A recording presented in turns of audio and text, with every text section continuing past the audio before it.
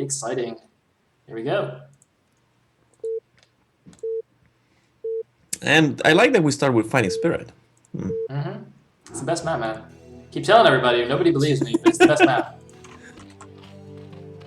All right, at the top left is the white Zerg. We will have eOnzErG. And at the bottom left is the red Protoss. We will have Dragon Pain. All right, he's in pain now. Oh, okay. I mean, he's not, he's not in pain, but he's on the team pain. It was a good one though. I mean, maybe he's gonna be in pain. You know what? eOnzErG's gonna make him in pain. I have to say though that for how much I like Dragon and for how much I've seen that he really can battle some of the best, I think I give a slight edge to eOnzErG because eOnzErG has been really doing great in the last, I don't know, 2 years. No, maybe not 2 years, but a year and a half. He's been really playing amazingly well, and he's been streaming as well not long ago, so he was practicing. Yeah, I mean, eOnzErG's one of the foreigner players that has, moved to practicing on Fish a lot, I think. Yeah. Along with True Touch and a few other people. So he's had some pretty high-level practice against Korean players. I'm not sure whether Dragon's been practicing on Fish as well. But, I mean, both these players are AA- level players.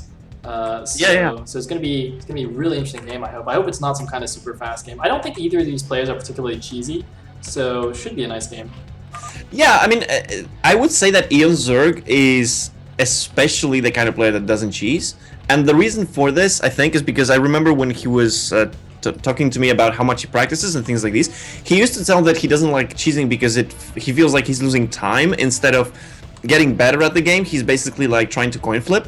Yeah. So most of his practice is probably in standard games. Oh, hold that thought. We're gonna have a duel here. The drone's not gonna win that. He needs to leave. Yeah, okay. Does get some damage on the probe though, so the second drone should be fine. Yeah. Oh. That's one of the things I never understood. If you're actually trying to block, is it better to actually fight the probe or just constantly trying to do this? Because now there's less health on the probe, so it's probably... Oh, well, never mind that. I would say against a bad player, you should fight because you might actually kill it. But against a good player, you probably shouldn't because they're never going to let it die, so it's just a waste of your own HP. Yeah. Oh, and the nice double drone, only one set of Zergling trick. This is so standard that I'm surprised we see this cannon already, but to be fair, I mean, I think since they're in close positions, you sort of have to go for this cannon because if you went Nexus and then cannon and eOnzErG went 6 things, I think you might be dead. Yeah, and even 2 links. Like, even if 2 links get to your main, there's still something that you have to deal with. Yeah. And I'm not sure that it's worth it to pull, like, maybe 2, 3, 4 probes to try to deal with this. Yeah. Yeah, I think you're right. I mean, it's a safe thing to do. It doesn't really, put him behind much anyway, so it's fine.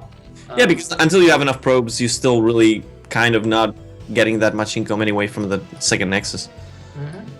And we do see the third base here at the top right natural, so Yeah. I'm going to go for that very standard play, not going to take a close third like some Zerg players do, Yeah. which means it's probably not going to be earlier aggression. That's actually one of the funniest things that I remember, that if you put the third as a Zerg in a faraway position, so you want to take the fourth kind of safer, you're gonna be in a difficult position until you really defend that, but once you do have that defended, you get a free base, right? Yeah. But if you take a closer third, it's actually easier to defend it because your unit's kind of closer around.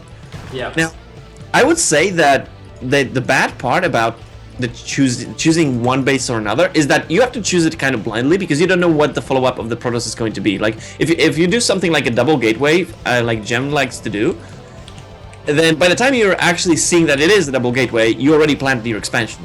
Yeah. I mean, even against that kind of double gateway, as long as the Protoss actually made a Nexus, I think usually you're okay either way. Yeah, you might take, you might lose a bit in mining time, have to make a few extra links, but you generally, I mean, you won't die. If you play it right. And I feel like generally the close third, in addition to being easy to defend, it usually indicates some kind of early Hydra pressure, not necessarily an all-in. Yeah. But I mean, I think both styles are fine. I actually like watching the Hydra pressure because it just moves the game along a little bit. You can see some interesting things more early on. But I mean, this is completely fine as well. This means we'll see a bit more passive play from both players. Oh, the lair is finished, but the probe is still alive, and it actually checks that. I have to say that the probe from Dragon, I'm really surprised that wasn't dealt with, because I think Trudach actually does this, that he sends like 3 Zerglings behind after the probe, and with 2 of them he actually tries to get ahead of it and snipe it, while 1 is constantly following it. And it does get, like, it really helps to get that probe dead as soon as possible. Yeah, you're absolutely right. Maybe he just thought it'd be easier to kill. Wasn't, didn't realize Dragon B controlling it so much. To be fair, I mean, it's not like he's doing anything. Maybe he just doesn't care. He's like, whatever, I'm not cheesing anyway, it's fine. Just let him see. Oh, yeah. Just play a straight up game. Well, that's definitely true. I mean, if you're playing a really, really standard game, you don't usually worry that much that they scout you. I mean, you do want them not to scout you because they might be afraid and play a little bit more conservative. That's always a good thing. But if you have really high confidence in your skill, then unless you're playing like Koreans, which they always try to do this, they always try to make sure that to be efficient in every aspect, yeah, I would say it's kind of fair. You don't really need that. This is actually interesting. We're seeing +1 air weapons and +1 ground weapons from Dragon, so I think we're going to see some Corsair Zealot action here. Yeah, there's the Citadel as well. No second gateway yet, though. I would have expected maybe a second gateway. I'm actually not 100% sure how this build works. Maybe you can do it with just the 1 gate trade for a little while here. And you can see he's actually spending his money quite well, so I guess he can't really afford the second gateway just yet. He's going to need to make sure neither of these Corsairs die, though. Very, very important to keep your initial Corsairs. We actually are seeing muted here from eOnzErG, interestingly enough. Not getting the air carapace just yet, but that will be useful down the line. This is the reason why there's only 1 gateway is because this is a very tight build. You start with very early air. We could see that actually the Corsairs got into the main before the Spire was finished, and the lair was actually really early. So this usually, I think, as far as I understand, is because you want to get that +1 and you want to get speed, but you will only pressure with those Zealots. You don't really intend to do a lot of damage. You just want the Zerg to make more units, maybe a few Sunkens, and then you can really get a High Templar stack really fast. I think that's the way it goes. Yeah. That definitely makes sense, and those +1 are really going to help. There's the High Templar Archives. Hey, very nice. And the gateways are gonna come down. So the only problem with this, what Dragon is doing, is because he did scout with the probes for such a long time, he was actually safe to just not do any like more cannons or more gateways. So that's really good. The only problem right now for him is that until he actually produces a force that can get out, eOnzErG is going to be feeling really good. He can macro up without any problems. He can get sets of upgrades. And that, okay, there's a lot of move out now. So that is probably going to be difficult to deal with later on in the game. Oh man, getting like 5 or 6 probes for free there. I'm not sure what Dragon was looking at, but it looks like now the mutas are being chased away and the speedlots coming out here. They're going into the natural. There's only 1 sunken colony, but there is a nice sim city here. They're not able to run through. The drones need to block this sunken right now. The Corsairs now coming at the front, but it looks like it's just enough here. The Hydra production was just in time. Look at that perfect timing of those Hydras popping just as the attack comes in. We can see Eon already taking his 4th base. So this attack, I mean, it doesn't really do anything. It's going to allow him to maybe secure a 3rd, but he's got to do something now because the Zerg has already gotten his 4 bases going. Dragon cannot take a 3rd right now. That's like a death wish because right now he doesn't have any production. He really needs the production first. And the problem with this is that because he invested in those courses early on and they didn't get enough kills, he's actually allowed eOnzErG to get really ahead in economy. Now, the only way that I can see him taking this out is by trying to do something like a DT drop. Although other things, and that is even worse because you're still spending a lot more economy into a technological thing that's not really benefiting your late game. And I think by the time he would get those get the drop going, the overload speed would already be finished. So I'm not even sure how effective it would be. I mean, we still don't see the robo yet, so not going to go for that here. And instead, he's not really going to do that much here. Oh! Okay, that's actually a pretty decent trade. 1 High Templar for all the mutas, so there's no more threat of that. It's interesting because, like, on the one hand, that was a lot of mutas for 1 High Templar, but on the other hand, the mutas were not going to do anything anyway because of all those Corsairs. Like, there was no way for them to be effective anymore. We actually see a lot of cannons at the front here.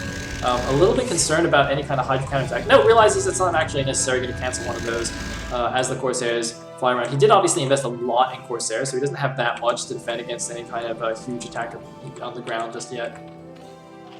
But he is looking to go take this 3rd, actually. Yeah. Okay, now that he does have Storm, I think it is researched. Yeah, I think so. Now that he does have Storm, and he's actually, you can see that he's trying to be more aggressive with the Corsairs, at least until he can secure the third. This is actually a pretty smart move, but you have to be really careful because you do need to continue the production and at the same time babysit the Corsairs.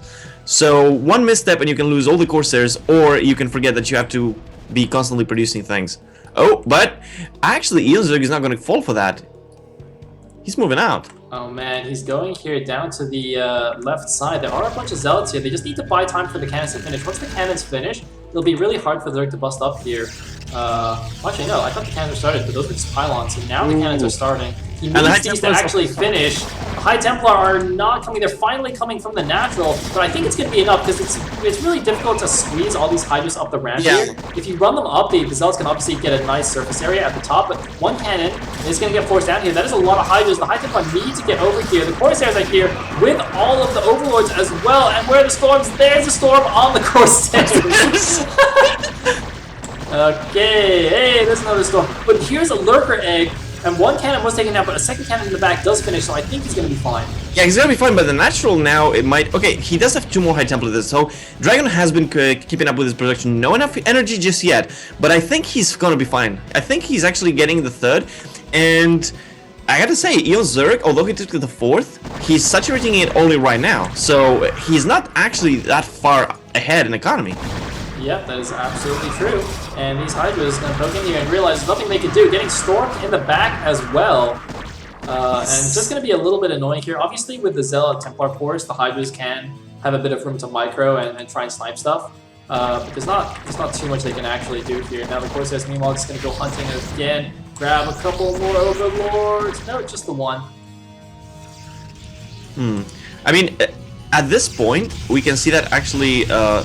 eOnzErG is trying to maybe kind of switch to Lurker, but he doesn't have the economy just yet because he's actually trying to make even more hatcheries at his fourth. Oh god, but the Lurkers are coming in already. It's a decent contain.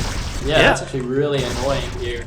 Gonna be a little while before Protoss can break out. Yeah, see, the Observatory is actually only just now finishing. Oh, the High Templars! Ooh, nice snipe.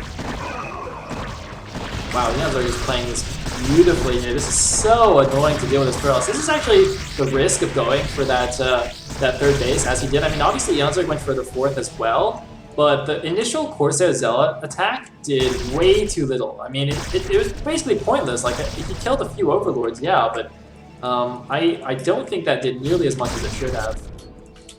Yeah, I'm really worried about the fact that, yeah, from the bottom you can actually get to that base because the cannons are at the top ramp, but not on the bottom one. And the bottom ramp, although it's defended right now, if Lurkers do go from that area, they can just go behind the mineral line.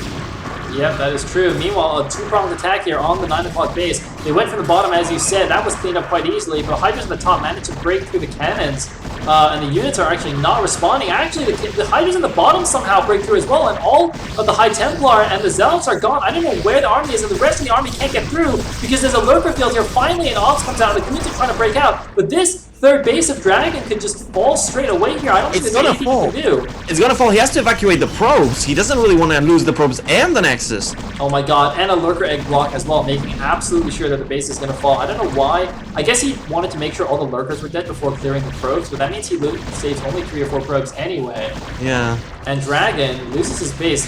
I thought this base would be almost impossible for Zerg to take. It usually is, but really well played by eOnzErG. I mean, Dragon did forget to leave a few units on the top ramp. I mean, if you leave only like 2 Zealots in there and one High Templar zone, it's pretty much impossible to break it. But unfortunately, when the Lurkers came from the for the natural, he actually took the entire army from the third and went down there. So it was pretty easy to try to break that position later on from the top. You know what's insane? Is while all this has been happening, the Hive is already finished, Crackling upgrade has started, and a 5th base has started for eOnzErG. Like, eOnzErG has not been, you know, failing on his macro because he's been microing all his units. He's did a nice attack, and he got his economy going. It's like messing up a little bit here at the front, losing a few units for free, but eOnzErG has a really nice advantage. Interestingly, he's still down like 20 supply, but it doesn't really matter. And now we're gonna just sacrifice a few more Hydras here. Oh my god, the pylon's actually walling the Protoss army out.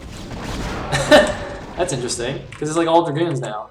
The real thing is that this army is really squishy. Just mostly dragoons. There's a decent amount of high templars, but unfortunately, this is not something that's gonna break the hive tech.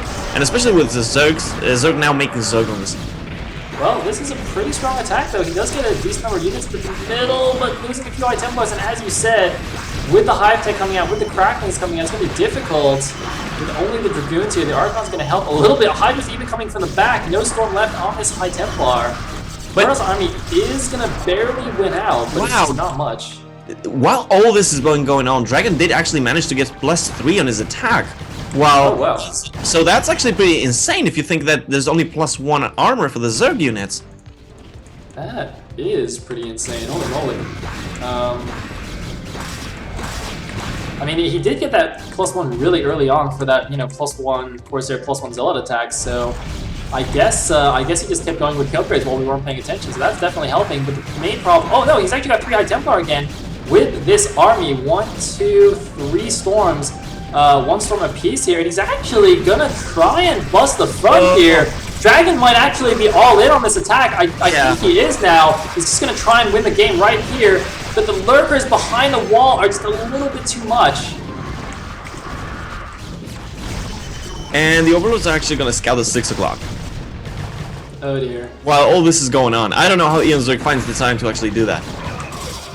Oh man, more Hydras dying in the middle of the map, and well. Dragon is still up in supply by just a smidge. Although the hive tech is done, it'd still be mostly Hydras, right? Yes, but oh, hold that thought. Big army moving down to kill the 6 o'clock. I mean, even only Hydras is still effective here because yeah, you take a lot of damage from the storms, but you eventually just whittle it down. I mean, now we've got 3 Archons. Archons are not great against Hydras. We've got 1 High Templar with almost enough energy just for 1 storm. Of course, they're still trying to do what they can, but look at this. 6 o'clock makes his cancels, and the immediate GG from Dragon. He knows. And a pro was trying to kill the 12 o'clock at the same time. Nice, nice. I guess he scouted that right around that time as well and realized there was not much he could do. I mean, he was all after losing the 3rd base, he was basically all in on that attack. So, wow, eOnzErG dominating there. Yeah, and for a while it did look pretty decent for Dragon. Unfortunately, when the 3rd went down, I think when you're playing at this level, I think that when you lose your 3rd, you pretty much know that you're in a really hard position. Yeah, yeah, definitely. But we are going to give Dragon a chance to redeem himself. We're going into game number 2 of the same series. So here we go. It's going to be on Neo Medusa. PvZ on Medusa. Who's that good for? I think it's better for the Protoss because, in a way, yes, both players take the mineral only. But I think that the Zealots are a little bit more efficient at just pumping units really fast than maybe Zerglings, because you still need a really good amount of hatcheries to actually produce from many Zerglings at the same time. So maybe in the early stage, it's probably going to go better for the Protoss. Yeah. Maybe. You don't get the gas. I mean, according to Zerg, every map is Protoss favorite, so whatever. Fine. Go for it.